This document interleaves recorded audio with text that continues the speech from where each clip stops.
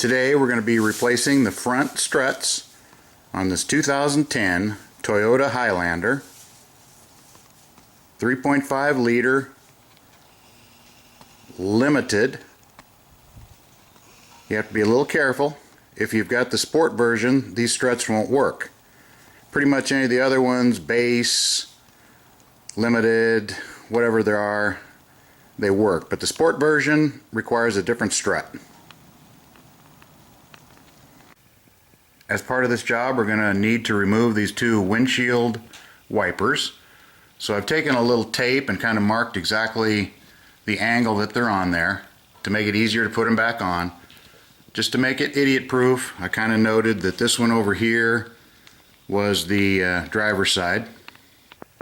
The reason why you need to remove the windshield wipers is because you need to remove this plastic cover here, because it's over the top of the 3 bolts on top of the strut down there. So first step is you're going to need to remove this nut on each of the windshield wipers. Hopefully you can then just wiggle it and bring it off. If not, you might need to get a pry bar underneath here, put the nut on a couple turns, give it a wrap after you've squirted some penetrant in there. Or the third is you go out and buy a windshield wiper puller, which clamps in under here and pushes down on there and pulls it off. Hopefully they come off easy for you.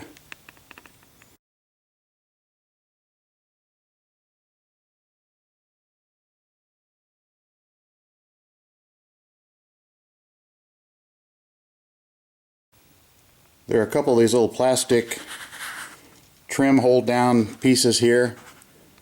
What you're going to want to do is just try and get an ice pick or something and pry this thing up, bring it out of there.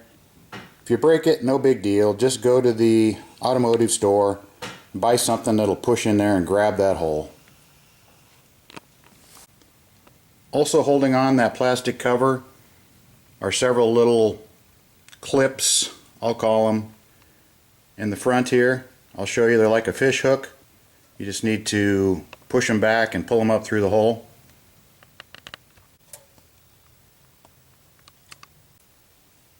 This trim piece is just barely connected back here, so kind of pry that up, get it out of there. Then we've got the 2 wipers off.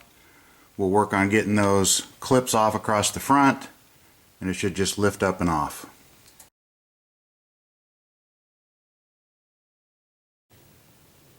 Just kind of work your way across. I've got something to kind of jam in there to keep these others from wanting to pop back in, so just kind of force something in there, work on the next one. Eventually you'll get this bad boy loose, get it out of the way, and now you can see the top 3 bolts on that strut. So far I'm doing everything with the car still on the ground. There are the 3 nuts on the studs of the strut up here. I've taken 2 of them completely off. The other one I've just broken loose.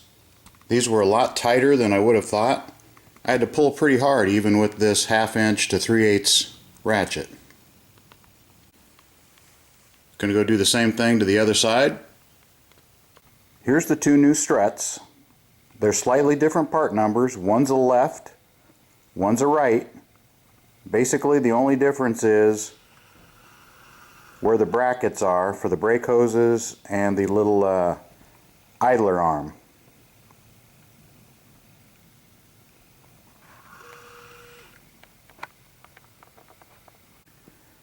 Going to get this thing jacked up, get these front wheels off the ground. Got it in park brake on, chocks under the rear wheels. We'll get it up in the air. Get these tires off, go from there.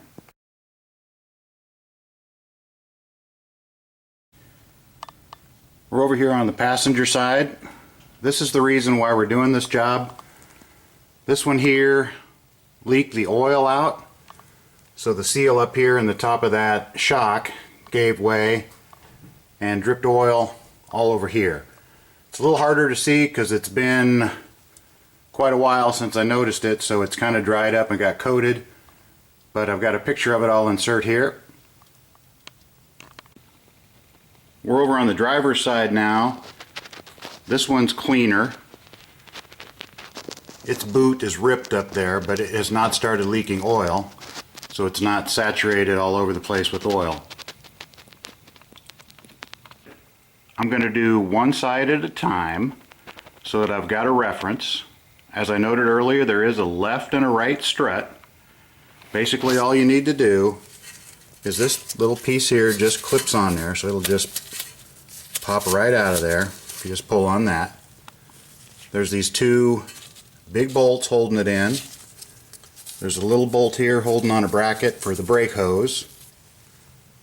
There's this sway bar link, which we have new sway bar links, so we really don't need to undo it here.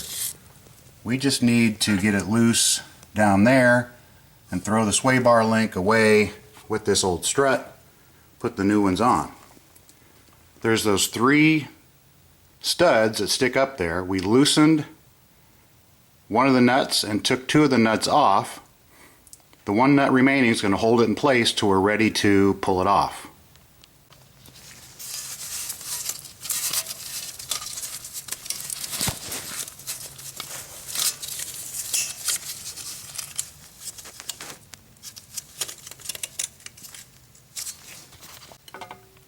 For what it's worth, I'm going to go ahead and put a little spray paint on here so I kind of mark where this strut was attached to the yoke.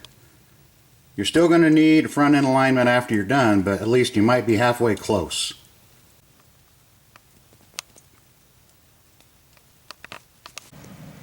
Little update. I was able to get this one off of the top. Complete pain in the ass. There is a hex in here. Most of the new ones provide you with a flat edge right here where you can get a wrench on it. This one just has a little hex head here.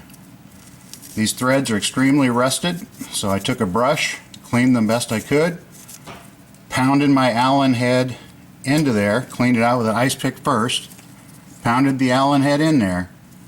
I did a few back and forths, got it loose a few turns, drove it back in, cleaned the threads, more penetrating oil. Finally got that nut off. It was a heck of a battle. Down on the bottom, not as good of an angle. I've tried and tried. I cannot get it out of there, and I think I probably rounded off the Allen head. So, these feel halfway decent. The boots are not busted. So, unfortunately, I think these are going to stay. The new sway bar links come with a grease zerk for what it's worth there.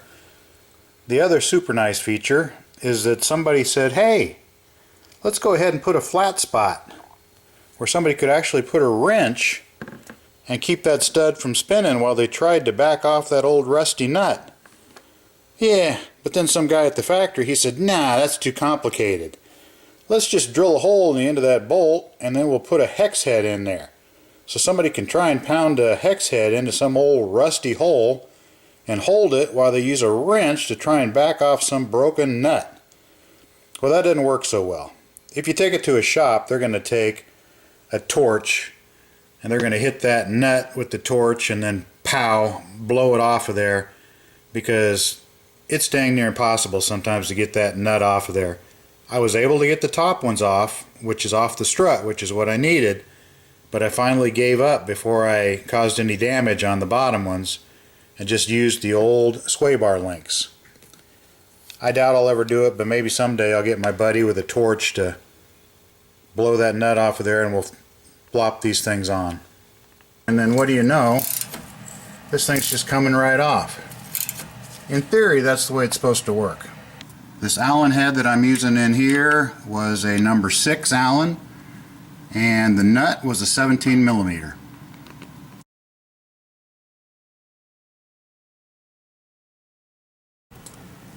Got that bolt off here holding on the brake hose.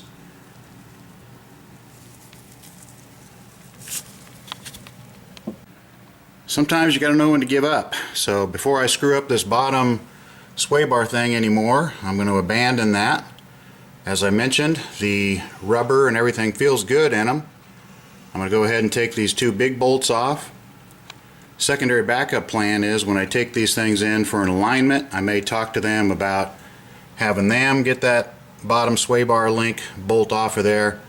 I'm sure they have some techniques, if nothing else, get their torch out and blow it off. For me, these are 22 millimeter. Over here's the head of the bolt. I want to put a wrench on that, and over here I'm going to put a socket and take this nut off.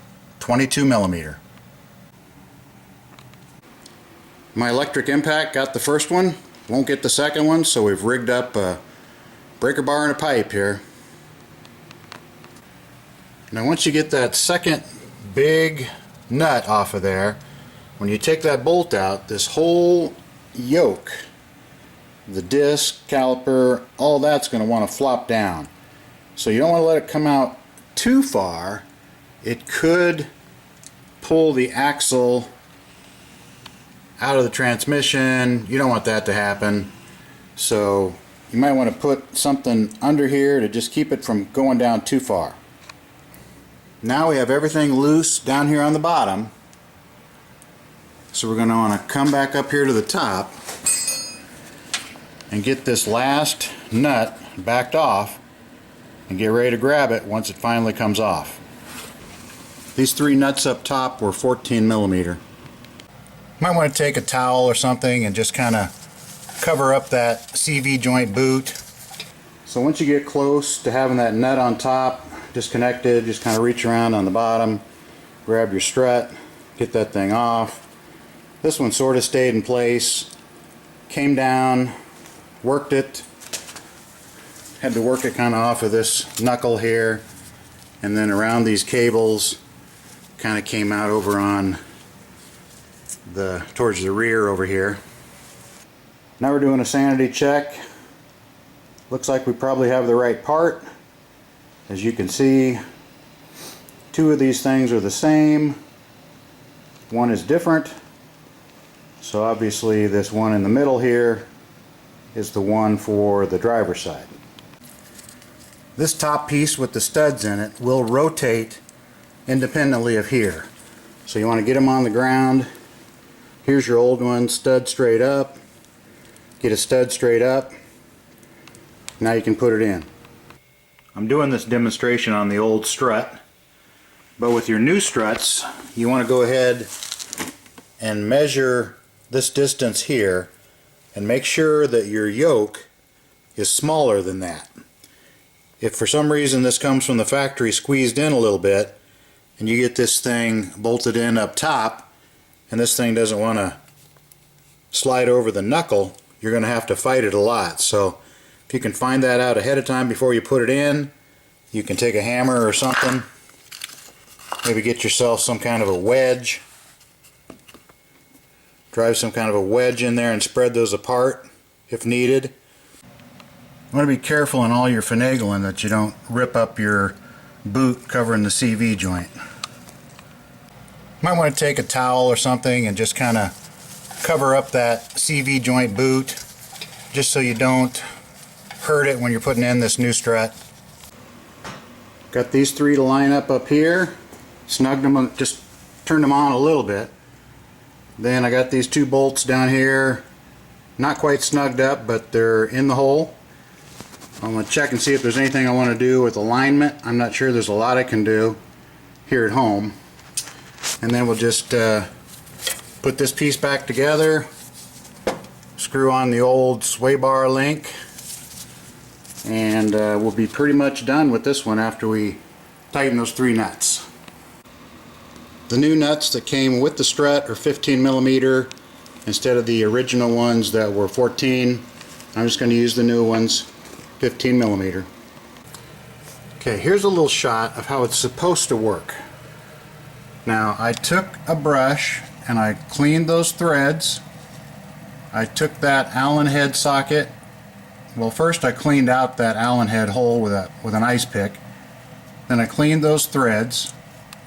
Then I took a hammer and pounded that Allen head into that hole, make sure it's nice and firm. Got this ratchet set here. And then what do you know? This thing's just coming right off. In theory, that's the way it's supposed to work. I'm over on side 2 now, passenger side.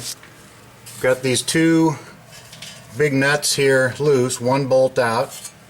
I've got my block here holding it up. Got the brake line disconnected.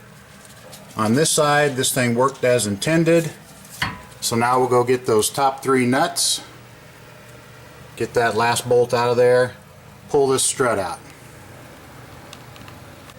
That's looking straight up. That's the hood through that hole. Just wanted to show there's no alignment pins or anything there. I'd seen this little stud here and it kind of made me wonder about alignment pins. These new struts had a couple of holes, which really made me curious. But I was comforted by the fact that the old original struts do not have any holes for any kind of an alignment. It scared me just a little bit on the other side when I first screwed in the new strut. This stud here, the nut went down seemingly farther and there was more thread sticking up above than on these other two, and I thought, you know, what, did I get something wrong? Is there an alignment pin, whatever? But I think it just comes down to the fact that right here it's thin, and on these other 2 holes you're going through more metal and a little bit of plastic, because all these studs start out the same length. Let's just take a look at how they are. The 2 holes are the far away, one's up close. So we'll get this new one set up the same way. So that'll slide in there. 1 stud toward me, 2 away. I've got it in there and hanging, and you can kind of see that this stud here sticks up farther than the other 2.